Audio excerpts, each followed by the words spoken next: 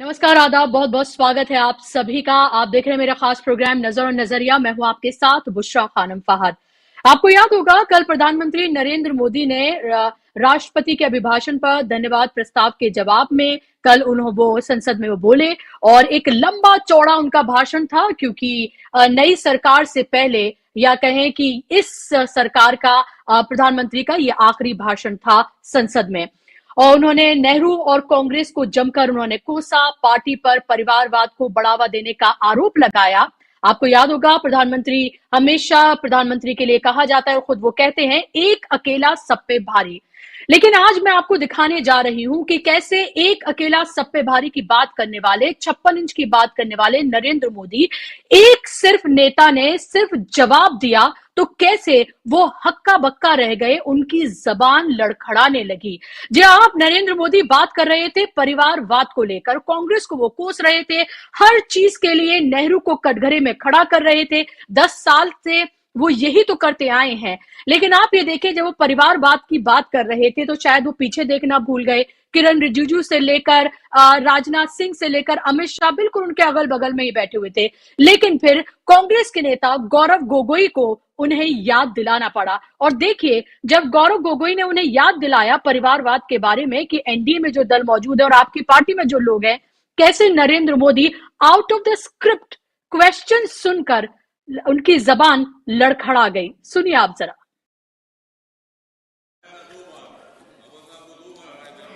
आदरणीय अध्यक्ष जी, कांग्रेस के हमारे साथियों को आजकल इस पर बहुत चिंता जताते हैं कि सरकार में ओबीसी की जहां एक परिवार को पार्टियां लिखी जाती हैं, वो लोकतंत्र में उचित नहीं है।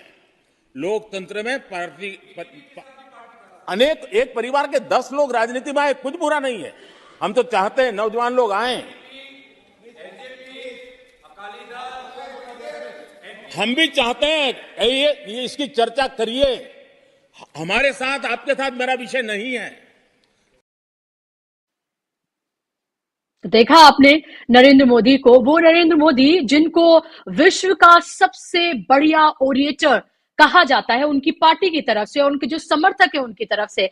देखिए, जब वो स्क्रिप्ट में लिखा हुआ question, out of the syllabus question उनके सामने आ गया, सवाल जब उनके सामने आ गया और विपक्ष के एक नेता जिनको दरअसल वो कोस रहे थे पानी पी पी के नरेंद्र मोदी, कांग्रेस के नेता, उन्होंने सिर्फ ये कह दिया कि आपकी पार्टी या आपके साथ जो दल मौजूद है उनकी तरफ तो आप गौर करिए, तो कैसे नरेंद्र मोदी की जबान जो है वो लड़खड़ा गई।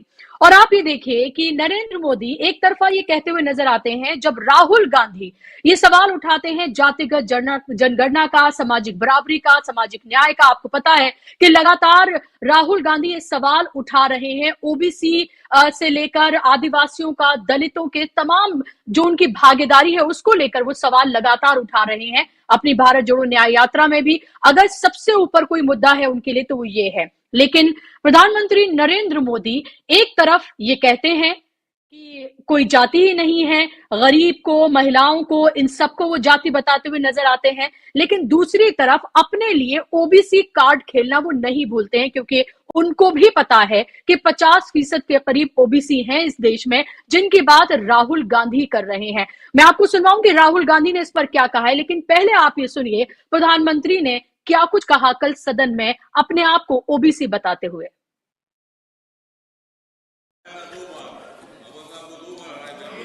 आदरणीय अध्यक्ष जी, कांग्रेस के हमारे साथियों को आजकल इस पर बहुत चिंता जताते हैं कि सरकार में ओबीसी कितने लोग हैं, कितने पद पर कहां है, उसके हिसाब किताब करते रहते हैं। लेकिन मैं हैरान हूं, उनको इतना सबसे बड़ा ओबीसी नजर नहीं आता है। कहां आंखें बंद करके बैठ जाते हैं। आदरणीय अध्यक्ष जी, जरा मैं ये दुनिया भर की चीजें करते हैं, मैं कहना चाहता हूं, ये क्लास है,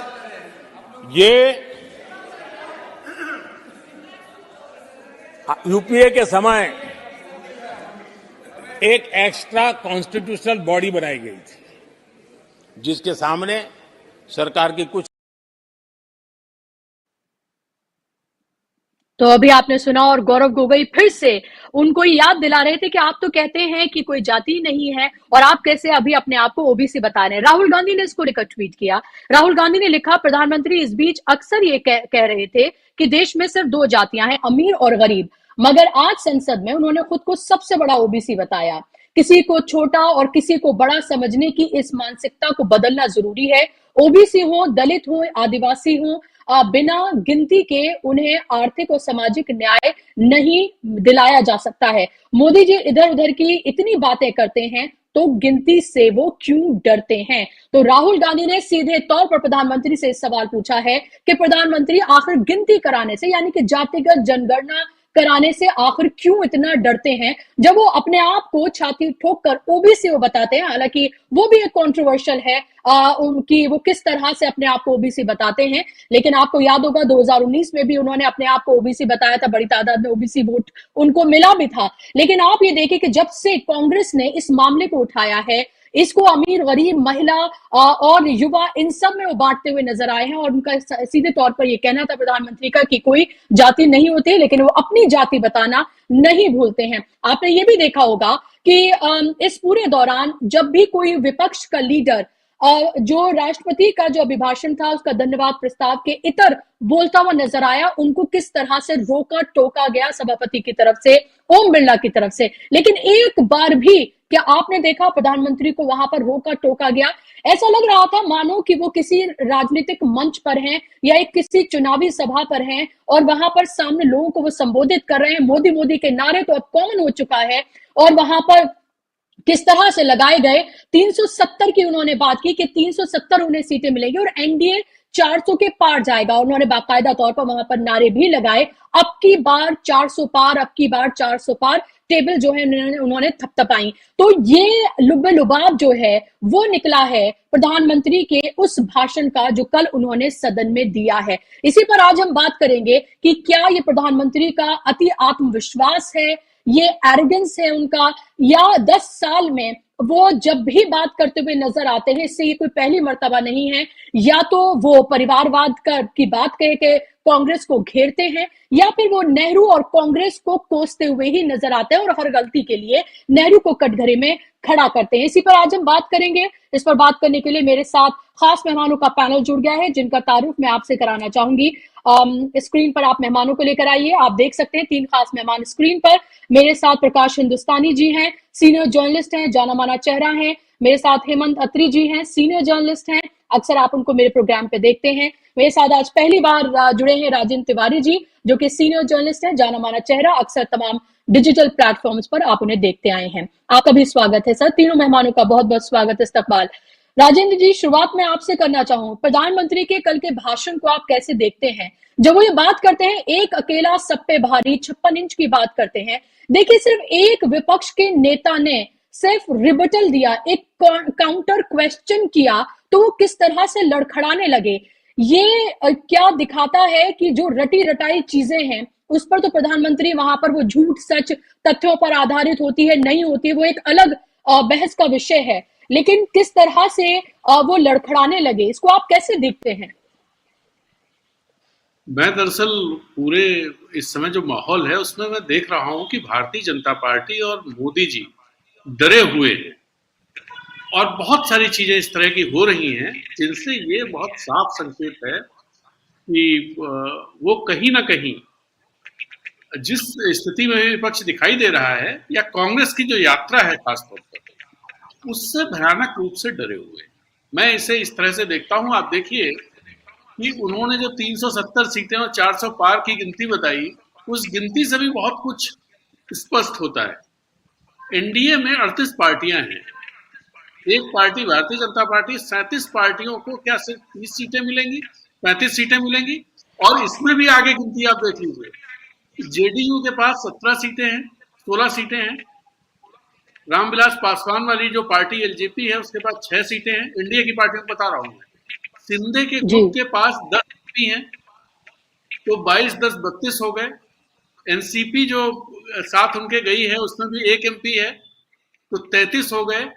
2 लोग नॉर्थ ईस्ट से हैं। 35 लोग तो ऐसे ही सीधे सीधे गिनती में हैं, जिसको वो कम कर दे रहे, खुद मान रहे हैं कि हमें इतनी सीटें हमारे साथियों की नहीं आने वाली।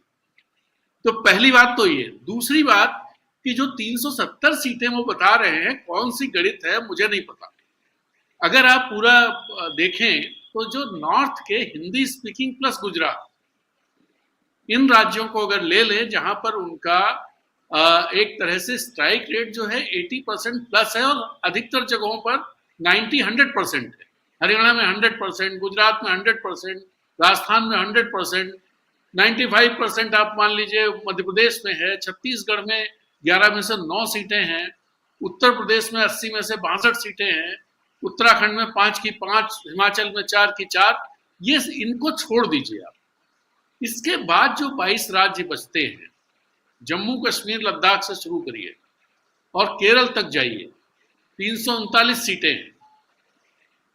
उनमें से कोई राज्य ऐसा नहीं है जहां मोदी जी ये कह सकें या भारतीय जनता पार्टी ये कह सके कि उनकी सीटें बढ़ रही। कर्नाटक में वो जितनी सीटों पर पिछली बार थे उससे एक कम सीट पर वो लड़ ही रहे हैं चुनाव। 25 सीटों पर जीते थे, 24 पे चुनाव लड़ रहे हैं क्योंकि बाकी पर जेडीएस चुनाव लड़ रही। तो ये 370 सीटों का आंकड़ा, मुझे तो लगता है कि वो कुछ लड़खड़ा गए हैं, शायद 270 कहना चाहते होंगे, 370 निकल गया है, ऐसा कुछ मुझे लगता है। क्योंकि कहीं कोई गणित ये नहीं बता पा रही है कि 370 का आंकड़ा भारतीय जनता पार्टी का कैसे आएगा। मैं आपको अगर एक तरफ से बताऊं, जम्मू कश्मीर में उनकी, लद्दाख को भी मिला लीजिए, 3 सीटें हैं। इंडिया गठबंधन के बनने के बाद उनकी कम से कम 1 सीट तो चली गई लद्दाख की, और 1 सीट और जा सकती है, जम्मू की सीट। अगर एनसीपी और एनसीपी में नेशनल कॉन्फ्रेंस और पीडीपी का सपोर्ट रहे, कांग्रेस वहां से खड़ी हो या नेशनल कॉन्फ्रेंस खड़ी हो, तो वो जीत सकते हैं। उनकी परंपरागत सीट रही है जम्मू। ऐसे ही आप पंजाब में आ जाइए, पंजाब में भारतीय जनता पार्टी का क्या है? हरियाणा में वो सीटें हार रहे हैं, हेमंत जी बैठे हुए हैं, हरियाणा से हैं, कि वो 10 की 10 सीटें इस बार शायद नहीं ला पाएंगे। बिहार में स्थितियां आप देख ही रहे हैं, डरे हुए नहीं होते तो ये खेल नहीं करना पड़ता। ये पलटू राम वाला जो खेल किया है, ये उस डर का नतीजा है। झारखंड में आप देखिए, हेमंत सोरेन के साथ जो हुआ, पिछली बार उन्होंने 14 में से 12 सीटें जीती, एनडीए ने 11 सीटें जीती थी भारतीय जनता पार्टी ने। लेकिन हेमंत सोरेन का मसला जिस तरह से भारतीय जनता पार्टी के लिए उल्टा पड़ा है, बहुत मुश्किल है कि वो 11 सीटें जीत पाए। वो आधे पे आ सकते हैं। यहाँ पर बंगाल में क्या होगा, उड़ीसा में क्या होगा, तो आप देख सकते हैं क्या है। मुझे लगता है कि कहीं ना कहीं डर में, भय में बहुत सारी चीजें ऐसी होती जा रही हैं मोदी जी से या भारतीय जनता पार्टी से, जिसके चलते उनको नुकसान उठाना पड़ेगा। चंडीगढ़ से ले लीजिए, चंडीगढ़, बिहार और झारखंड, इन सब जगहों पे जो कुछ हुआ है वो भारतीय जनता पार्टी के पक्ष में नहीं जा रहा है। जमीन पर माहौल उनके खिलाफ बनता जा रहा है, उनकी अपनी गलतियों से। इसमें इंडिया गठबंधन ने कुछ कर दिया, ऐसा कुछ भी नहीं। सब कुछ किया धरा। जी बिल्कुल, आप बिल्कुल सही कह रहे हैं। और सारे दाव बिहार से लेकर, बिहार में भले ही लग रहा हो कि सरकार बन गई, लेकिन अभी 12 तारीख का इंतजार वहां पर करना पड़ेगा। वहां कुछ भी हो सकता है। वहां जेडीयू के कई नेता ऐसे हैं, और एक नेता ने तो सामने आकर बयान तक दे दिया कि कुछ भी हो सकता है, वो खुद ही कह रहे हैं, और कि आरजेडी के संपर्क में है। जिंदर राम मांझी उनके लिए मुश्किलें बढ़ा ही रहे हैं। और इसके अलावा माना कि सरकार उनकी अगर बन भी जाती है, तो भी जो हालात वहां पर हुए हैं, वहां से उन्हें निश्चित तौर पर नुकसान होने जा रहा है। इस तरह की तस्वीर फिलहाल है। झारखंड में तो स्थिति हमने देखी, और चंडीगढ़ में तो आपने देखा कि सुप्रीम कोर्ट ने किस तरह से लताड़ लगाई है, और वो भी उल्टा पड़ता हुआ ही नजर आ रहा है। हेमंत जी, आप इसको कैसे देखते हैं? कल का उनका भाषण, क्या इसमें आपको एरोगेंस नजर आता है, अति आत्मविश्वास उनको नजर आता है, या फिर जुमलेबाजी ही आपको नजर आती है? 10 साल में अगर आप इतना भारी बहुमत आप लेकर आए, 2019 में आपने 303 सीटें मिली, आपको 37% आपको वोट बैंक मिला, उसके बावजूद भी जब आपका आखिरी भाषण था संसद में, तो आप क्या कर रहे हैं? आप कांग्रेस को कोस रहे हैं, आप नेहरू को कोस रहे हैं, आप राहुल गांधी को कटघरे में खड़ा कर रहे हैं। अरे भाई, इलेक्शन से पहले का ये आपका भाषण था, ये आखिरी भाषण था संसद में। चुनाव में जाने से पहले आपको सिर्फ अपनी उपलब्धियों के बारे में बात करना चाहिए था, और क्या आपको नहीं लगता था कि कम से कम सभापति को उनको रोकना चाहिए था? शायद उनकी हिम्मत नहीं होगी ऐसा करने की, वो सिर्फ विपक्ष के साथ ऐसा कर पाते हैं। कैसे देखते हैं आप इसको? जी की जो ट्रेनिंग है ना, बाय ट्रेनिंग उनको यही सब सिखाया गया है आरएसएस के द्वारा कि वन वे संवाद करना है, मोनोलॉग करना है। और जैसे ही, इसलिए आपने देखा पिछले 10 साल में उनके पूरे राजनीतिक कैरियर में उनको कभी आपने प्रेस कॉन्फ्रेंस करते हुए नहीं देखा होगा। उसका कारण बिल्कुल साफ है, ये एक तरफा संवाद के चैंपियन। और मुझे तो लगता है गौरव गोगोई ने कल जिस 2 बार उन्होंने जिस तरीके से आईना दिखा दिया है, ईडी का अगला निशाना मुझे लगता है कि गौरव गोगोई हो सकते हैं। इसको आप निश्चित मान के चलिएगा कि उनके खिलाफ कोई बहुत जल्दी बड़ी कार्रवाई आपको देखने को मिलेगी। अब रही प्रधानमंत्री की बात, मौजूदा लोकसभा का ये आखिरी सेशन है और इस सेशन के अंदर जो लोकसभा के नेता हैं, प्रधानमंत्री होते हैं, वो उनका जो भाषण होता है, जब ये एक तरीके का विदाई भाषण होता है सरकार का, और उसमें अगले चुनाव के लिए सबको शुभकामनाएं दी जाती है। एक स्टेट्समैन लाइक स्पीच होती है। जैसे पहला सत्र जब होता है तो प्रधानमंत्री एक तरीके से, जो भी प्रधानमंत्री हो, वेलकम और सबको शुभकामनाएं और तमाम चीजें। लेकिन आरएसएस की पाठशाला में तो ये सब वो जो हाई मॉरल ग्राउंड और तमाम चीजें हैं वो सिखाई नहीं जाती। तो इसलिए प्रधानमंत्री का इसमें मैं कोई दोष नहीं मानता।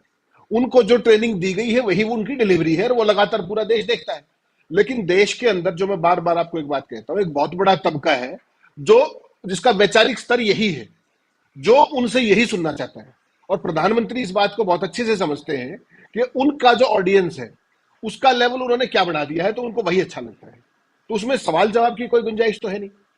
दूसरी बात, जिस तरीके से जो आपने बहुत राइटली आपने पॉइंट आउट किया कि भाई, अगर जब गोगोई बोल रहे थे उस दिन और उन्होंने संसद को राज दरबार बताया था, दरबारी बताया था, और बिल्कुल सही तुलनाएं थी, वो बिल्कुल सही उपमाएं थी। वो उस दौरान आपने देखा स्पीकर ने क्या कहा, चेयर ने बार बार ये कहा कि आप मुद्दे पे आइए, राष्ट्रपति के भाषण पे आइए। तो कल प्रधानमंत्री जी राष्ट्रपति के भाषण पे बोल रहे थे क्या? तो ये कौन सी संसद है, ये कौन सी चेयर है, कौन सा प्रोटोकॉल है, कौन सा डेकोरम है, कौन से रूल्स है, कौन सी रेगुलेशन है, समझना पड़ेगा। और प्रधानमंत्री जी का बेसिक एजेंडा क्या रहता है? To demean, to belittle. उनकी पार्टी का अध्यक्ष बिहार में जाके कहता है कि केवल 2 ही पार्टियां बचेंगी, राष्ट्रीय दल ही बचेंगी, क्षेत्रीय दल तो बचेंगे ही नहीं। जिसकी पार्टी का प्रधान ये कहता हो और फिर प्रधानमंत्री एनडीए की बात करते हो। और जैसा तिवारी जी ने बिल्कुल बढ़िया कहा कि 38 पार्टियां हैं, उनको सीट दे रहे हैं 30। लेकिन उस अति विश्वास को आप वैसे मत मानिए। भारतीय जनता पार्टी के पास एक बहुत बड़ा डेटा मैनिपुलेशन डिपार्टमेंट है, जो सुबह से शाम तक कितने, कहां पर कौन सा खेल किया जाना है, उस पर काम करता है। उस पर हजारों लोग काम करते हैं। That is a science. Data management, data manipulation is a science, जिसको इन्होंने चैंपियन किया है पिछले 10 साल में भारी रिसोर्सेज लगा के। आज देश के हर बूथ पे, हर पन्ना प्रमुख के पास ये जानकारी तक है कि कौन बीजेपी का वोटर है और कौन नहीं है। और उसके लिए वो क्या क्या खेल करते हैं, मैंने पहले भी आपको बताया। जो बीजेपी का वोटर नहीं है, और खासतौर पे एक पर्टिकुलर संप्रदाय, उनकी बड़े पैमाने पे वोटें काटी जाती हैं, जिसका कोई शिकायत नहीं, कुछ नहीं, ना किसी को पता लगता है। और इस तरह के तमाम चीजें, और फिर ईवीएम के अंदर सारे खेल जो भी होते हैं, वो सारा आपने देखा। जो देश में जो लोग ये कहते थे बुशरा जी कि ईवीएम नहीं जी, हम तो बैलेट पेपर की मांग करते हैं, तो चंडीगढ़ में देख लिया आपने बैलेट पेपर, 36 में से 8 वोट कैंसिल कर दिए गए, सबके सामने, कैमरे के सामने, पूरे हाउस के सामने। 22% ऑफ द टोटल कॉलेज। तो सामने कैमरा पूरे हाउस के बीच में बैठ करके अगर आप 22% वोट मैनिपुलेशन है, तो प्रधानमंत्री जी ने तो कोई गलत बात नहीं की। 370 क्या, उनकी तो 470 भी आ सकती है। चुनाव में जो है वो तो 2 ही 4, और 22% तो ये बैलेट पेपर को भी मैनिपुलेट। तो समझना, उनका जो अति विश्वास है वो वैसे नहीं है। उनको जी बहुत अच्छे से उनको भरोसा है किस तरीके से पूरा एक तरीके से नैरेटिव बनाते हैं। उस नैरेटिव के अंदर राम को घुसा दिया गया है, वो काम करे चाहे ना करे। मुझे आप एक बात बताइए, अगर राम का वोट के लिए, तो आपको लगता है कि ओबीसी के लिए ये बिहार में जाके भारत रत्न देते? और सरकार की चलती फिरती सरकार को जो झारखंड में इन्होंने किया, आपको क्या लगता है अगर ये इतने अति विश्व का कोई कारण होता, तो झारखंड में जो इन्होंने किया है, हिमेश टेक मात्र जो आदिवासी नेता थे, आदिवासी मुख्यमंत्री थे, उनके साथ जो किया, बेसिक बात वही है जो तिवारी जी ने कहा। वो ये है कि इनके अंदर बहुत भीषण किस्म का डर घुसा हुआ है, जुबान भी फिसलती है, और क्योंकि इनके पैरों के नीचे जमीन नहीं है, केवल और केवल जबानी जमा खर्च, लफाजी, विदाउट एनी सब्सटेंस। और ये होता है जब मंत्री खड़ा होता है बोलने के लिए, तो पूरा देश और दुनिया देखती है इतने बड़े डेमोक्रेसी का जो प्रधानमंत्री खड़ा होता है। आपने कहा ऑरेटरी के चैंपियन है, मैं कहता हूं वो फेकरी के चैंपियन है। कभी भी मुद्दे पर कोई आपको बात करते हुए देखा होगा, हमेशा डाइग्रेस करेंगे, किसी भी सवाल का जवाब उनको आपने देखा होगा आज तक देते हुए। तो ये इनकी बेसिक ट्रेनिंग है, और देश के अंदर एक बहुत बड़ा वर्ग इन्होंने इसी चीज को सुन के समझने लायक और व्हाट्सएप यूनिवर्सिटी के जरिए उसका वो बना दिया गया, उसका ग्राहक, नियमित उनका ग्राहक वो है। तो प्रधानमंत्री का भाषण कोई नई बात नहीं है, it is always high on decibel, always high on decibel, but lowest on substance. और जितनी बार वो मुंह खोलते हैं, हर बार उस पद की गरिमा और नीचे जाती है, every time that he speaks in parliament. इस संसद के अंदर आप मुझे बताइए, कभी अडवाणी जी को, वाजपेयी जी को, जसवंत सिंह जी को, जो इतने बड़े बड़े बीजेपी के नेता हुए, कभी उन्होंने किसी दिवंगत नेता के बारे में इस तरह की बातें करते हुए सुना आपने? परिवारवाद की बात वो कहां कर रहे थे खड़े होकर कांग्रेस में? उनके एक साइड में अमित शाह बैठे थे, एक साइड में राजनाथ सिंह बैठे थे, उनके पीछे कौन बैठे थे? किरण रिजिजू, जिनके पिताजी खुद अरुणाचल के स्पीकर रहे हैं। तो ऐसे लोगों के बीच में बैठ के भी परिवारवाद की बात करने के लिए आपको क्या होना चाहिए? आपको वो होना चाहिए जो प्रधानमंत्री हैं। अपने अंदर मत झांकिए, दूसरों के ऊपर आप आक्षेप कीजिए, बिलो द बेल्ट हिट कीजिए, ना किसी जीवित की चिंता कीजिए, ना किसी मरे हुए आदमी की जो एक गरिमा होती है दिवंगत आत्मा की, उसका कोई मतलब नहीं है इनको। नेहरू फोबिया से इतने भीषण तौर पे पीड़ित हैं ये, उनका मुकाबला तो कर नहीं सकते, तो जिसका मुकाबला नहीं कर सकते उसको डिमीन कर देते हैं। यही तो आरएसएस की पूरी कल्चर है। लेकिन समस्या सबसे बड़ी क्या है बुशरा जी, जो चेयर का जो रुख रहा पूरे इस संसद के मौजूदा लोकसभा के कार्यकाल में, वो भी एक देखने की चीज है। जिस तरीके से चेयर ने अपोजिशन को एक तरीके से मतलब जलील किया है, मैं तो कहता हूं, और जितने बड़े पैमाने पर निलंबन हुए हैं, वो ना भूतो न भविष्यते हैं, और ये आने वाले लोकतंत्र की एक बहुत चिंताजनक तस्वीर पेश करते हैं। प्रधानमंत्री जी के लिए जिस तरह का सब रेड कार्पेट का वो, और जिस तरफ दरबारी संस्कृति में तालियां पीटना, डेस्क पीटना, 370, 400 पता नहीं क्या क्या, ये संसद की डिबेट की चीजें नहीं हुआ करती। ये पॉलिटिकल स्टेटमेंट जैसी होती है, ये मंचों पे दी जाती है, राजनीतिक रैलियों में दी जाती है। तो भारतीय जनता पार्टी आज की तारीख में पूरे तरीके से प्रधानमंत्री और अमित शाह के सामने नतमस्तक है, और कोई नहीं है पार्टी में। नड्डा साहब का भी कुछ नहीं जी, उनको जो जितना दिया जाता है उतना कर लेते हैं। तो ऐसे में ये कितनी लोकतांत्रिक है, ये भी देखने की चीज है। पूरा देश देख भी रहा है इस बात को। बिल्कुल। और यही सवाल मैं आपसे पूछना चाहती हूँ प्रकाश हिंदुस्तानी जी, कि हमें देख रहे हैं लद्दाख से लेकर झारखंड से लेकर तमाम जगहों पर लगभग देश का हर वर्ग जो है वो सड़कों पर है, युवा से लेकर महिलाओं से लेकर किसान, हर कोई सड़कों पर है और अपनी मांगों को लेकर। कोई लद्दाख में आपने देखा इतना बड़ा प्रोटेस्ट हो रहा है, जाहिर सी बात है मीडिया का वो दड़ा जो गुलाम है वो तो दिखाएगा नहीं। झारखंड में हमने देखा कि जो कुछ वहां पर हुआ उसके बाद एक बड़ा समूह जो है वो निकल कर आया, हजारों की तादाद में लोग थे जिन्होंने वहां पर आकर प्रोटेस्ट किया कि किस तरह से उनकी गिरफ्तारी हुई है। उसके अलावा आज हम देख रहे थे कि किस तरह से जो युवा हैं वो सड़कों पर थे, और दिल्ली में जो अग्निवीर परीक्षा जो हुई उनमें जो उनका सिलेक्शन हुआ उसको लेकर। तो हम ये देख रहे हैं देश भर में युवा से लेकर हर वर्ग जो है वो सड़कों पर है। लेकिन प्रधानमंत्री जी कल गिनवा रहे थे कि उन्होंने कौन कौन सी योजनाएं हैं जो वो लेकर आए हैं, और कांग्रेस को वो कोस रहे थे, और कांग्रेस को कोसते हुए कह रहे थे कि कैंसिल, हर चीज को कैंसिल करती जा रही है कांग्रेस, हम कितनी भी बातें करें। तो वो बहुत अच्छे अच्छे नाम वो तो गिनवा रहे थे, लेकिन उन नामों की जो उन्होंने योजनाएं जो उन्होंने लाए हैं उससे किस वर्ग को कितना फायदा हुआ वो अभी तक किसी को नहीं बताया है। एक और बात जो मैं यहाँ मेंशन करना चाह रही थी कि जब निर्मला सीतारमण ने बजट पेश किया तब उन्होंने कहा कि पीएम आवास योजना के तहत 3 करोड़ गरीब लोगों को जो है वो आवास मिला। अब 2-3 दिन के बाद ही कल जब प्रधानमंत्री बोल रहे थे, उन्होंने इन 2-3 दिन में हो सकता है 1 करोड़ मकान और बनवा दिए हो, तो उन्होंने उसको 4 करोड़ कर दिया। तो लफाजी करने में, जुमलेबाजी करने में तो कोई बात ही नहीं, आप कुछ भी कहते रहिए, ना तो मीडिया सवाल पूछता है, वो मीडिया जिसको मेन स्ट्रीम कहा जाता है, और ना ही प्रधानमंत्री में 10 सालों में कोई प्रेस कॉन्फ्रेंस की है ताकि वो जवाब भी दे सके। एक तरफा संवाद, जिस तरह से हेमंत जी कह रहे थे। क्या आपको लग रहा है प्रधानमंत्री जी, भारतीय जनता पार्टी अभी डरे हुए हैं, इसीलिए बिहार से लेकर झारखंड, चंडीगढ़ से लेकर दिल्ली और पश्चिम बंगाल, जो कुछ भी किया जा रहा है एजेंसीज के जरिए, और जिस तरह का भाषण उन्होंने दिया, इसको आप कैसे देखते हैं? क्या आपको लगता है कि ये सिर्फ जुमलेबाजी है, 400 पार 370 की बात, लेकिन असली हकीकत कुछ और है, और इसीलिए इंडिया गठबंधन से लेकर नेहरू, गांधी, राहुल गांधी, कांग्रेस सबको कोसते हुए नजर आए, सबका मजाक उड़ाते नजर आए? दरअसल प्रधानमंत्री का भाषण धन्यवाद भाषण नहीं था राष्ट्रपति के अभिभाषण पर, बल्कि उनका भाषण था चुनावी भाषण।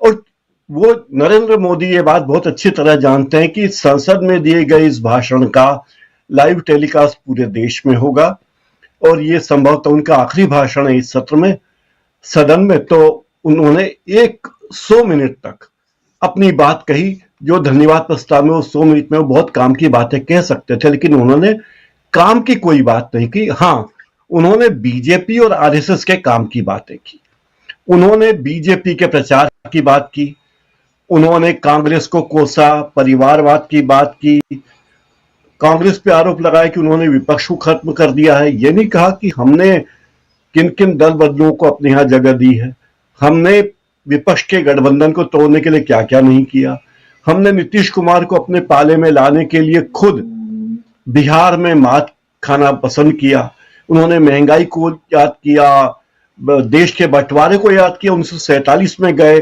अनुच्छेद 370 की बात की, और हर गलती के लिए नेहरू को जिम्मेदार ठहराया। लेकिन उन्होंने ये भी कहा कि हम वो काम करेंगे जो 1000 साल तक याद रहेंगे। 1000 साल तक। पहले तो पंचवर्षीय योजनाएं बनती थी, समझ में आता था कि पंचवर्षीय योजनाएं 5 साल के लिए, पहली, दूसरी, तीसरी पंचवर्षीय योजनाएं इस तरह है। लेकिन अब 2047 की बात होती है, अब 1000 साल बाद की बात होती है। अरे भाई, आप तो प्रधानमंत्री कितना दिन रहोगे ये तो बता दो। अभी चुनाव होंगे तो आप कहां से सीटें लाएंगे? जो अभी तिवारी साहब ने जो बताया, कहां से सीटें लाएंगे?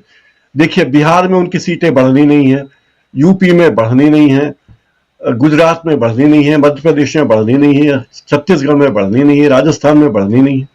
तो बढ़ेगी कहां से सीटें? क्या उनकी सीटें केरल में बढ़ेंगी? क्या तमिलनाडु में बढ़ेगी? क्या बंगाल में बढ़ेगी? जिसकी कोई संभावना दूर दूर तक नजर नहीं आती।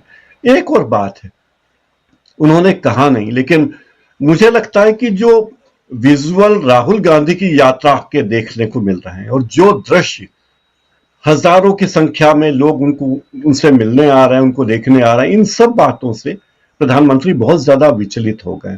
उन्हें लगता है कि अगर इतना बड़ा जन समर्थन राहुल गांधी को मिल रहा है, क्योंकि इसकी छवि वो देख चुके हैं कर्नाटक में, तेलंगाना में, जहां राहुल गांधी को बहुत समर्थन मिला था, तो उन्हें पता है कि अब क्या हो सकता है, क्या नहीं हो सकता, इस बात का अंदाज उन्हें है। तो वो ये बात नहीं कहना चाहते, लेकिन वो किसी न किसी बहाने कांग्रेस को कोसना चाहते हैं। भाई, अब राहुल गांधी क्या है? क्या राहुल गांधी कांग्रेस के अध्यक्ष हैं? प्रियंका गांधी क्या है? क्या वो प्रियंका गांधी कांग्रेस के अध्यक्ष है? क्या वो कांग्रेस की नेता हैं? क्या कांग्रेस की सांसद है? क्या है? लेकिन उन्हें आरोप लगाने के अलावा कोई काम नहीं। आप देखिए, लद्दाख में लोग बेचैन हैं, दिल्ली में अग्निवीर योजना के लोग बेचैन हैं, इंदौर में लोक सेवा आयोग के कार्यालय पर सैकड़ों लोगों ने धरना दिया है, और मध्य प्रदेश में 25 लाख बेरोजगार हैं। बीजेपी की सरकार लगभग 20 साल से है, 1 साल छोड़ दे तो 25 लाख बेरोजगार युवा हैं, और लोक सेवा आयोग ने इस बार केवल 60 लोगों के लिए विज्ञापन निकाला, 60। जबकि बीजेपी के नेता कहते थे कि हम मध्य प्रदेश में 2 लाख लोगों को रोजगार देंगे। तो कहां है रोजगार? आश्चर्य की बात है कि मीडिया में यह खबर तब आती है जब लोगों की दुर्घटना होती है, कोई बड़ी घटना होती है, लोग मशाल जुलूस निकालते हैं, तब अखबार वाले छापते हैं कि साहब 1 महीने से लोगों में नाराजगी थी। तो 1 महीने से अखबार वालों ने क्यों नहीं छापा, या टीवी ने क्यों नहीं दिखाया लोग इतने बेचैन हैं? अग्निवीर योजना के बारे में आपने देखा कि लोग कितने बेचैन हैं। मूल बात है कि अग्निवीर योजना या जिन योजनाओं के बारे में राहुल गांधी बातें कर रहे हैं, वो साधारण योजनाएं नहीं है। अग्निवीर योजना इसलिए भी महत्वपूर्ण है कि सैनिकों की, नियमित सैनिकों की भर्ती कम की जा रही है, सेना में भर्तियों पर रोक लग रही है और अग्निवीरों की भर्ती की जा रही खर्चे बचाने के नाम पर। दूसरी तरफ सरकार ऐसा कोई काम नहीं छोड़ती जहां उसे दिखावे की, प्रचार की जरूरत न हो। दूसरी बात, प्रधानमंत्री जी लगातार चुनावी दौरे कर रहे हैं, मध्य प्रदेश आ रहे हैं, बिहार आ रहे हैं, झारखंड जा रहे हैं और वो उनके चुनावी दौरे हैं। उन्हें लगता है कि जितने भी दिन बचे हुए हैं सरकारी पैसे से, सरकारी विमान से, सरकारी लवाजमे में प्रचार कर लिया जाए अपनी पार्टी का, तो वे कोई मौका छोड़ना नहीं चाहते। मुझे लगता है कि मोदी जी जो मूल डर है वो राहुल गांधी की यात्रा को मिल रहे समर्थन से है और राहुल गांधी की पिछली यात्रा का अंजाम वो देख चुके हैं कि कांग्रेस के वोटों में कोई कमी नहीं हुई। राहुल गांधी की पिछली भले सीटें न बढ़ी, लेकिन बीजेपी अभी कोई गणित नहीं बता पा रही कि कहां से उसके 370 आएंगे या 400 पार कैसे होगा एनडीए, ये मुझे लगता नहीं। ये उनकी बौखलाहट है और कई बार मुझे लगता है कि अगर सही मायने में सही तरीके से विपक्ष के लोग चुनाव लड़े तो बीजेपी जितनी सीटों के दावे कर रही है, तो एनडीए को जितनी सीटों का दावा किया जा रहा है उससे आधी सीटें भी मिल जाए तो बहुत बड़ी बात होगी। बुशरा जी। जी बिल्कुल, आपने आखिरी बात, बहुत महत्वपूर्ण बात आपने यहाँ पर कही है और बहुत मार्के की बात आपने बोली है। और राजेंद्र जी, उसी के साथ मैं आपसे भी बात शुरू करना चाहूंगी कि ये जो अति आत्मविश्वास है, बार बार ये कहा जा रहा है 10 साल की एंटी इनकम्बेंसी के बाद प्रधानमंत्री संसद में खड़े होकर 400 पार का नारा लगवाते हैं और मेजें जो है वो थपथपाते हैं। आपने उसको बहुत अच्छे से एक्सप्लेन किया कि आखिर आएंगी तो कहां से आएंगी ये सीटें। क्या फिलहाल इंडिया गठबंधन, राहुल गांधी की ये भारत जोड़ो न्याय यात्रा, उससे जुड़ते हुए लोग, जो हुजूम जुड़ रहा है, जो युवा आ रहे हैं, जिनसे हर तबके के लोगों से जिस तरह से वो बात कर रहे हैं, भले ही इसको ना कहा जाए, इसका मजाक उड़ाया जाए, बीजेपी तो इसमें माहिर है कि जिस भी चीज से वो डरती है उसी चीज का वो मजाक उड़ाने लगती है। वो हम प्रधानमंत्री को देखते रहे हैं। लेकिन क्या आपको लग रहा है इसका असर जमीन पर अभी देखने के लिए मिल रहा है? क्या ये चुनाव आप अभी भी पूरे तरीके से ओपन मानते हैं और ये जो 400 पार है इसको सिर्फ लफ्फाजी मानते हैं?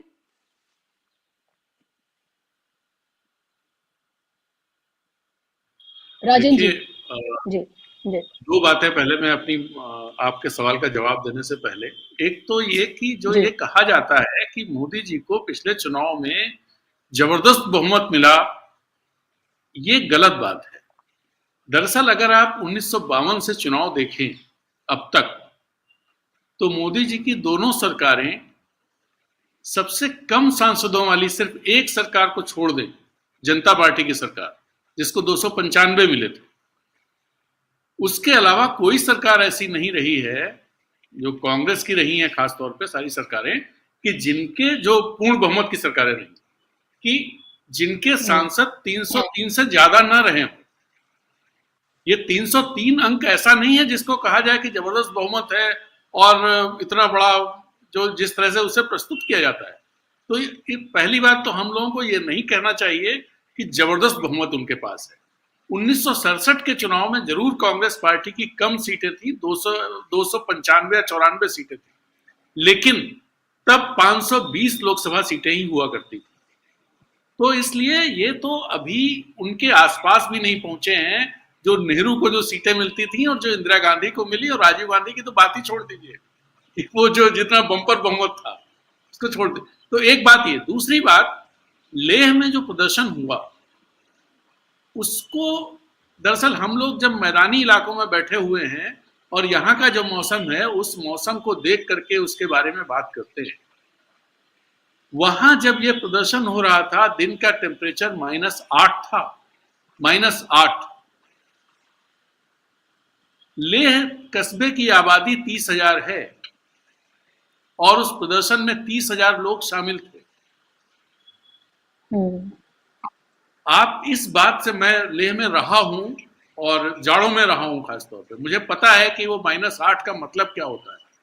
-8 का मतलब मैं दर्शकों को समझाने के लिए कह देता हूं, वहां इतना ड्राई वेदर होता है कि जो निविया मॉइस्चराइजिंग क्रीम की डिब्बी होती है, अगर आप उसे अपने हाथ पे मल लें, छोटी वाली डिब्बी, 15-20 मिनट में वो सूख जाती है और आपके हाथ फिर से फटने लगते हैं। ऐसी ठंड होती है वो। उस ठंड में 30,000 लोगों का सड़कों पर निकलना, आप समझ सकते हैं कि गुस्सा किस स्तर का है। पहली बात। दूसरी बात जो आपने कही कि अति आत्मविश्वास है, मैं बिल्कुल नहीं मानता हूं। मैं आपको एक उदाहरण देता हूं, उदाहरण के जरिए मैं बताना चाहता हूं कि ये आत्मविश्वास है या डर है। राहुल गांधी की भारत जोड़ो न्याय यात्रा यहीं से गुजर रही जहां मैं बैठा हुआ हूं, रांची में बैठा हुआ हूं। तो झारखंड में है इस समय, कल रांची में थी वो यात्रा। 4 तारीख को प्रधानमंत्री ने अपना एक कार्यक्रम रखा था धनबाद आने का और धनबाद में रोड शो करने का। एक खाद कारखाना है सिंदरी, उसका उद्घाटन करना और फिर रोड शो करना, और उसके बाद वो बिहार जाते। राहुल गांधी भी 4 तारीख को धनबाद में आने का कार्यक्रम था कि 3 की शाम को धनबाद आएंगे, 4 को रोड शो करेंगे, पूरे शहर में घूमेंगे और कार हो जाएंगे। प्रधानमंत्री ने कार्यक्रम के 3 दिन पहले अपना कार्यक्रम कैंसिल कर दिया। क्यों? जब यह कार्यक्रम रखा गया था तब भी पता था कि राहुल गांधी की रैली होने वाली, राहुल गांधी की यात्रा वहां से 4 तारीख को गुजरेगी। यह कार्यक्रम इसलिए रखा गया था कि जब प्रधानमंत्री वहां आ जाएंगी तो राहुल गांधी की यात्रा पूरी तरह से छिन्न भिन्न हो जाएगी। लेकिन ऐसा होता हुआ दिखाई नहीं दिया, जिसके चलते प्रधानमंत्री को अपनी यात्रा कैंसिल करनी पड़ी। तो आप इस बात से अंदाजा लगा सकते हैं कि प्रधानमंत्री जी या भारतीय जनता पार्टी अति आत्मविश्वास में है या उसे कहीं ना कहीं डर है।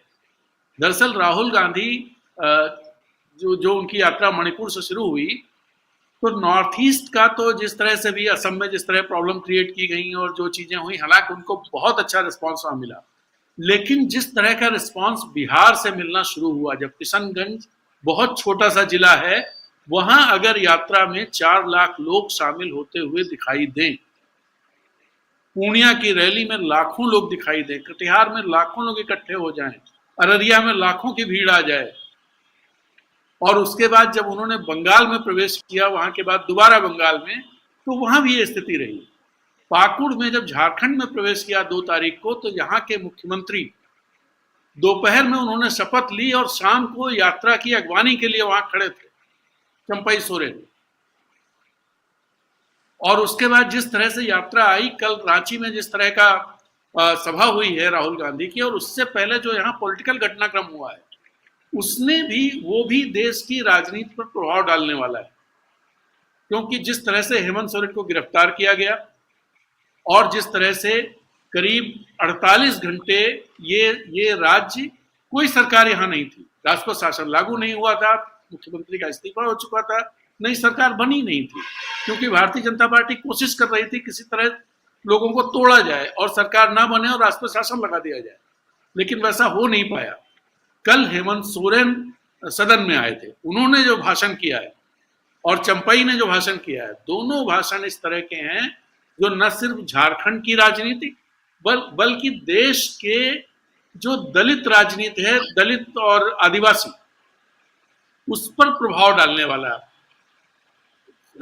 हेमंत सोरेन ने जिस तरह की बातें कही, गुजरात तक उनका असर होना है।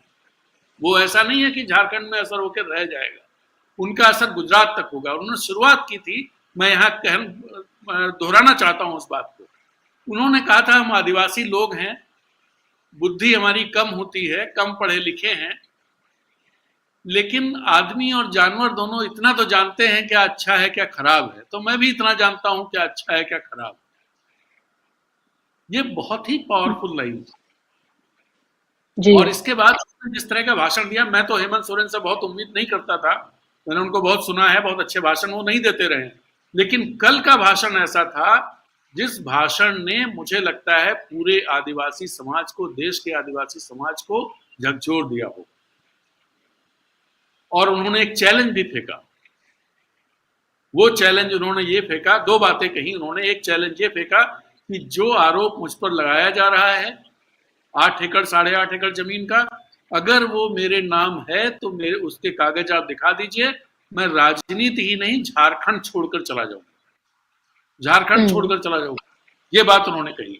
और दूसरी बात उन्होंने कही कि ये भारतीय जनता पार्टी के लोग इनके भी मुख्यमंत्री रहे हैं अधिकतर समय, और इन्होंने भी आदिवासी मुख्यमंत्री बनाए हैं, लेकिन आदिवासी मुख्यमंत्रियों को, अपने आदिवासी मुख्यमंत्रियों को भी इन्होंने 5 साल पूरे नहीं करने दिए, और मुझे भी नहीं करने दिया।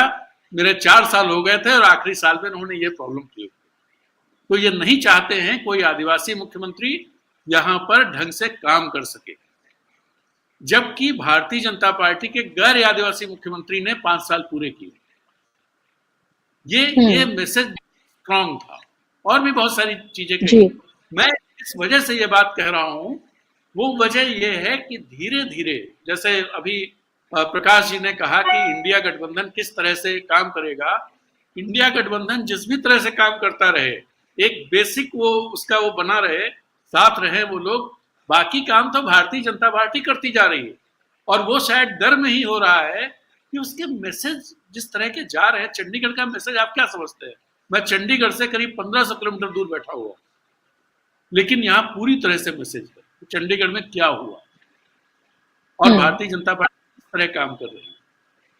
तो ये सारी चीजें हैं। मुझे लगता है कि गणित मैंने पहले आपको बताई, जो डेटा है, अगर 2019 के चुनाव को ही देखें तो भी दरअसल इनकी दिक्कत क्या है?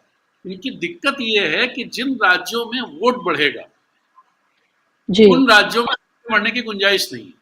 अगर बढ़ेगा वोट तो गुजरात, मध्य प्रदेश, राजस्थान, इन जगहों पे, जैसे उत्तर प्रदेश में भी आपको बताएं 2019 के चुनाव में 2014 के मुकाबले 6% वोट बढ़ा, लेकिन 9 सीटें भारतीय जनता पार्टी की कम हो गई।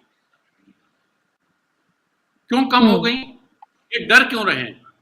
कम इसलिए हो गई क्योंकि उत्तर प्रदेश, देखिए सारी चीजें वैसी ही थी जो राजस्थान में थी, जो मध्य प्रदेश में थी, जो हरियाणा में थी, जो दिल्ली में थी, पुलवामा वहां भी था। लेकिन वहां एक बदलाव था कि 2 पार्टियां, रीजनल पार्टियां एक साथ आ गई और उन्होंने भारतीय जनता पार्टी की 9 सीटें कम की, जबकि वोट परसेंटेज उनका 6% बढ़ा। ये डर है सबसे बड़ा गठबंधन से भारतीय जनता पार्टी को कि इनके साथ आने से अगर हर जगह 5-5, 10-10% भी कम हो गया तो बहुमत का आंकड़ा पार नहीं कर पाएंगे। और जिन राज्यों में इनकी स्थिति ठीक है नहीं, जहां कम सीटें हैं, वहां से बढ़ने की गुंजाइश नहीं। क्या आप आंध्र प्रदेश से सीटें जीत करके आएंगे? क्या आप तमिलनाडु से सीटें जीत करके आएंगे? क्या आप केरल से सीटें जीत करके आएंगे? क्या आप महाराष्ट्र में जो 24 सीटें जीती थी, क्या उसे दोहरा देंगे इस बार? क्या बंगाल में पिछली बार आपने 18 सीटें जीती थी, क्या 18 से ज्यादा जीत के आएंगे? क्या असम में पिछली बार आपने 14 में से 9 जीती थी, क्या आप 9 से बढ़ा पा रहे हैं? मेरी जानकारी तो ये है कि आधे पर पहुंच जाएंगे। तो ये चिंता की बात है, ये डर है, जिसके चलते तमाम तरह की बातें भारतीय जनता पार्टी के लोग करते रहते हैं और कर रहे हैं। फौज की भर्ती वाला आप देखिए, भर्ती वाला इशू, एक मिनट, फौज की भर्ती वाला इशू पूरे इनके उन राज्यों में है, हरियाणा में है, वो पश्चिमी उत्तर प्रदेश में है, जहां की आप अधिकतर सीटें जीत करके आते हैं, हरियाणा की पूरी सीटें लेकर के आए। वो इशू राजस्थान में है, वो इशू बिहार में है, जहां से वो इशू उत्तराखंड में है, वो इशू हिमाचल में है, जहां से जवानों की भर्ती सबसे ज्यादा होती है। तो ये, और एक चीज और आपको देखने को मिलेगी कि लोग बोल नहीं रहे हैं। 2004 का मुझे याद है, सब लोगों को याद होगा 2004 में क्या हुआ था। मैं तो इलेक्शन के दौरान, चूंकि मैं जम्मू कश्मीर में उस समय रहता था और अमर उजाला छोड़ करके मैं भास्कर ज्वाइन कर रहा था, तो मैं भोपाल बाई रोड आया था उसमें। तो रास्ते में कहीं भी ये चीजें नहीं दिखाई दे रही थी। देखने से कोई नहीं कह सकता था कि अटल बिहारी वाजपेयी चुनाव हार जाएंगे, लेकिन वो चुनाव हार गए थे। इस बार भी लोग बोल नहीं रहे हैं, चीजें सतह पे कुछ और दिखाई दे रही हैं, जमीन पर कुछ और शायद हैं। और उसका सबसे बड़ा कारण इकोनॉमिक डिस्ट्रेस है, उसका सबसे बड़ा कारण इस सरकार का झूठ बोलना है। जी बिल्कुल। और फिर भी लेकिन नरेंद्र मोदी कह रहे थे कांग्रेस आती है तो महंगाई बढ़ती है, और अभी उनके 10 साल के कार्यकाल में महंगाई का हश्र क्या है कि आम इंसान त्राही त्राही कर रहा है, जॉब्स है नहीं। जिस तरह से अभी बताए थे कि सिर्फ मध्य प्रदेश का हाल ही प्रकाश हिंदुस्तानी ने जी ने बताया, और अगर पूरे देश का बताया जाए तो पता चलेगा कि किस क्या हाल है कि आईआईएम जैसा इंस्टीट्यूट, सबसे प्रेस्टिजियस जो इंस्टीट्यूट है, उसको अपने जो एल्यूमिनाई है, जो स्टूडेंट्स रहे हैं और जो दूसरी कंपनियों में भी काम करते हैं, उनको चिट्ठी लिखकर ये कहना पड़े कि वो देखें कि उनका प्लेसमेंट करवाने के लिए जो स्टूडेंट अभी हैं, वो आईएम जैसे अगर इंस्टीट्यूट का यह हाल हो तो बाकी जगहों का क्या हाल हो रहा होगा, वो समझा जा सकता है। हेमंत अत्री जी, क्या आपको लग रहा है राम मंदिर से लेकर ज्ञान व्यापी का मसला, यूसीसी की अब नई बहस जो है वो छेड़ दी गई है, ये तमाम चीजें क्या काम नहीं करेंगी? क्या आप भी राजन जी की बात से अग्री करते हैं कि जो दिखाया जा रहा है और जो जमीनी हकीकत है उसमें जमीन आसमान का फर्क है, और दिखाया जो जा रहा है वो हमें पता है कि किसके जरिए और किस तरह से दिखाया जा रहा है? और जो तर्क की बात है, मैं दोनों साथियों से सहमत हूं, लेकिन यहां पर एक थोड़ा सा पेंच और है जो टेक्निकली, जिसको मैंने बहुत करीब से देखा है, और वो है लोकतंत्र के अंदर लेवल प्लेइंग फील्ड की सुनिश्चित करना। जो हमारा जो रिप्रेजेंटेशन ऑफ पीपल एक्ट है, उसका बेसिस ही जो है लेवल प्लेइंग फील्ड है। क्या हकीकत में इस देश में लेवल प्लेइंग फील्ड है? तो जवाब है ना। इस देश के अंदर जो लोकतंत्र के चार पाए हैं, उनकी क्या भूमिका है, चुनाव आयोग की क्या भूमिका है, किस तरीके से सिस्टम को हाईजैक कर लिया गया है कंप्लीटली, और मैं ये पूरी जिम्मेदारी के साथ कह रहा हूं। और लोकतंत्र के अंदर चुनाव होता है नैरेटिव के ऊपर, और नैरेटिव कब बनता है? जब सभी स्टेक होल्डर्स को बराबर का स्पेस मिले, चाहे वो मीडिया के अंदर मिले, चाहे हर जगह, और सारी चीजें। देखिए इस देश में हालत क्या है, इस देश के अंदर चुनावी फंडिंग हो रही है इलेक्टोरल बॉन्ड से। सुप्रीम कोर्ट, देश की सबसे बड़ी कोर्ट, इतने दिनों से उसको ऑर्डर को रिजर्व करके बैठी है।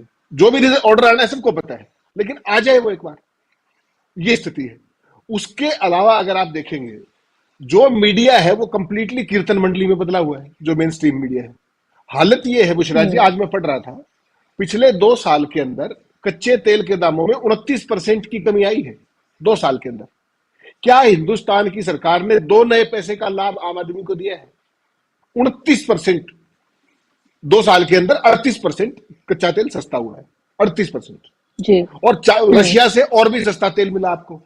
और उसका परिणाम क्या हुआ? जो तेल कंपनियां हैं उनको 70,000 करोड़ का मुनाफा हो गया इन 2 साल में। वो जेब किसकी कटी? वो जेब किसने काटी? समस्या क्या है बुशरा जी? आरएसएस ने जो अपने स्वयंसेवक और प्रचारक है नरेंद्र मोदी टाइप, उन सबको प्रचारक तो बना दिया, उनको गवर्नेंस का कभी जी नहीं सिखाया कि व्हाट इज गवर्नेंस। तो उनको केवल लफाजी सिखाई जाती है, प्रचार ही सिखाया जाता है, और उसके वो चैंपियन है। फिर उसके बाद जब सत्ता हाथ में आ गई तो उन्होंने मीडिया को अपना गुलाम बना लिया। संवैधानिक संस्थाओं की हालत सारा देश देख सकता है। तो सबसे बड़ी चिंता क्या है? वो चिंता है जो प्रकरण जो आप ये देखे, जो आपने चंडीगढ़ में देखा, कि जो पार्टी एक मेयर के पद के लिए इस स्तर तक जा सकती है कि बैलेट पेपर 22% कंप्रोमाइज कर सकती है कैमरे के सामने, तो वो लोकसभा और विधानसभाओं में क्या करती रही होगी या क्या करने में सक्षम है, इसकी कल्पना किसी ने की है क्या? और प्रधानमंत्री क्या आप ईवीएम की तरफ भी इशारा कर रहे हैं? क्या आप ईवीएम की तरफ भी इशारा कर रहे हैं? जब जी, मैंने तो पहले स्लॉट में ये कहा कि डेटा मैनिपुलेशन का ही खेल है सारा। जब आप 370 सीट कहते हैं तो वो डेटा मैनिपुलेशन की तरफ इंडिकेट कर रहा है। वो पिछली बार 303 कही थी किसी ने, वो 303 ही आई। और बीजेपी के एक बहुत बड़े महासचिव राम माधव जी का आपको दावा याद होगा, जब उन्होंने कहा था कि आज की नॉर्थ ईस्ट के बारे में सवाल था, तो उन्होंने कहा था कि आज की तारीख में तो हमारे पास ऐसी डेटा साइंस है कि हम बिना चुनाव लड़े बहुमत की सरकार बना सकते हैं। कल्पना कीजिए आप उस बड़बोलेपन की। और जो प्रधानमंत्री की जो भाषा होती है, आपको वो कहीं भी लोकतांत्रिक दिखाई नहीं देगी। संसद के पटल पर, संसद तो लोकतंत्र का मंदिर है, और लोकतंत्र में क्या होता है? पक्ष और विपक्ष। और प्रधानमंत्री की भाषा के अंदर हर समय विपक्ष को ना केवल जलील करने की बात होती है, बल्कि विपक्ष मुक्त बात करने की भी बात होती है, सवाल मुक्त लोकतंत्र करने की बात होती है, मीडिया के सामने ना जाने की बात होती है, मीडिया को गुलाम दिखा देने का सारा देश ने लगातार देखा है। तो मेरी केवल चिंता यह है, देखिए देश के अंदर माहौल तो कमाल का है। लद्दाख में जो जिक्र किया -8 डिग्री का, और ये मत भूलिए कि वहां राहुल गांधी 2 महीने पहले गए थे इन्हीं लोगों के बीच में, और इन्हीं की बात की थी, उसी आदिवासी एक्ट की बात की थी, उसी सेक्शन 6 की बात की थी। कल वो जब झारखंड में थे तो कोयले की गाड़ी खींच रहे थे। प्रधानमंत्री जी बात गरीबों की करते हैं, कोई शक नहीं इसमें, लेकिन 10 लाख का सूट पहन के करते हैं। प्रधानमंत्री के शरीर पर धारण किया हुआ कोई भी चीज हिंदुस्तानी है क्या?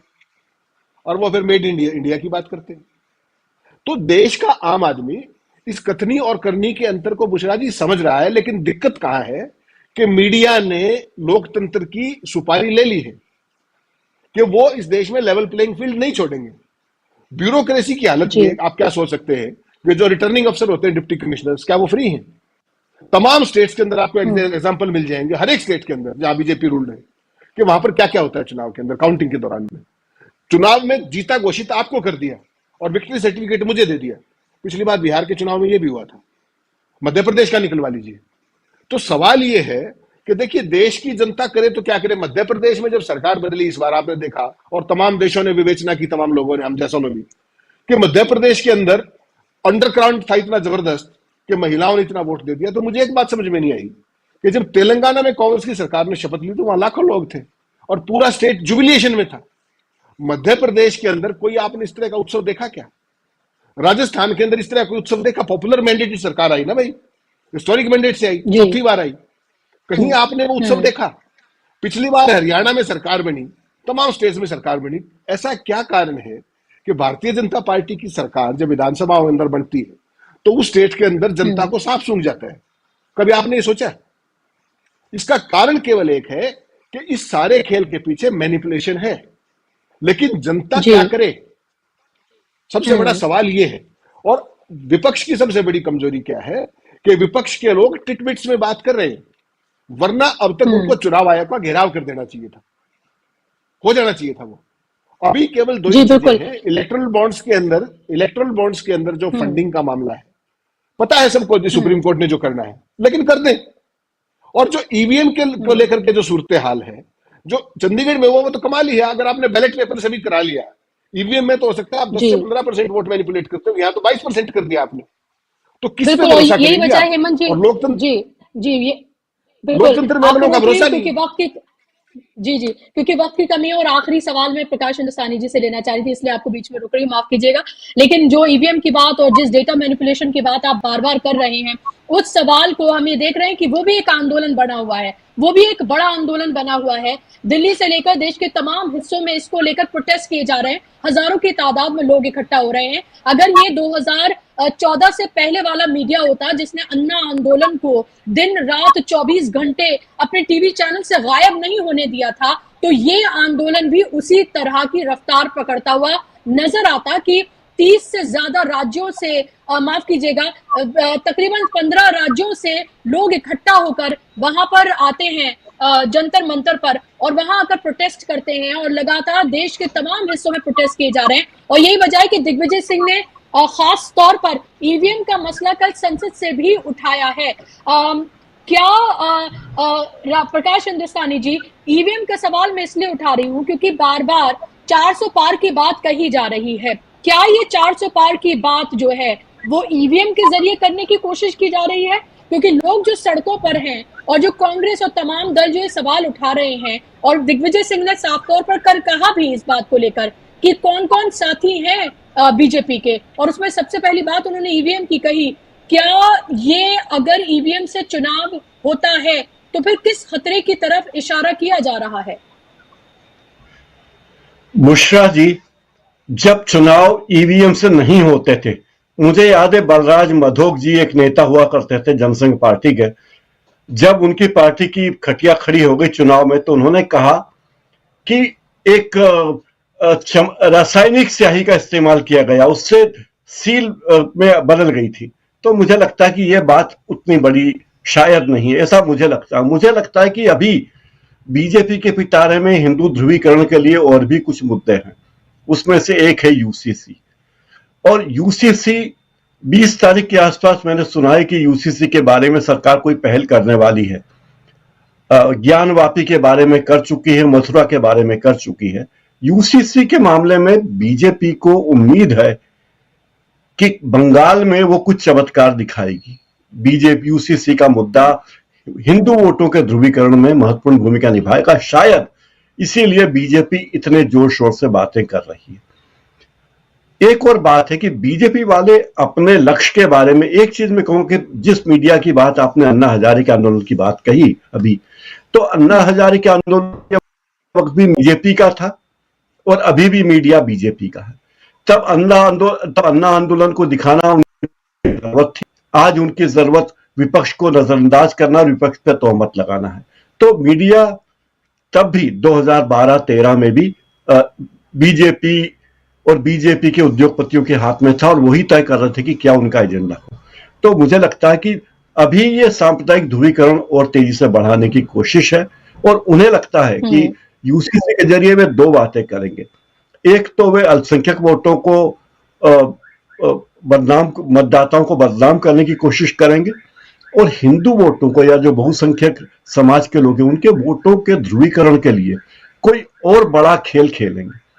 मुझे लगता है कि जिस तरह 22 जनवरी को कहा जा रहा है कि 22 जनवरी रामलला मंदिर का और अयोध्या का 15 अगस्त ऐसा कहा जा रहा है, तो ये इस बात को और दोहराएंगे और प्रचारित करेंगे। लेकिन सवाल फिर वही है जो राजन तिवारी जी ने कहा कि भाई आपको अगर गुजरात में 100% सीटें मिली है तो कितनी सीटें लाओगे? आपकी सीटें तो कम होनी ही है, बढ़ने का कोई बढ़ने की संभावना है नहीं। दूसरी तरफ जब विपक्ष के वोट एक साथ आएंगे, जो उत्तर प्रदेश में हुआ, सारा डर उत्तर प्रदेश में है। इसीलिए अच्छा, जब भी मोदी जी कोई बात कहे कि हम ये करने वाले हैं तो समझिए उसका उल्टा होने वाला है।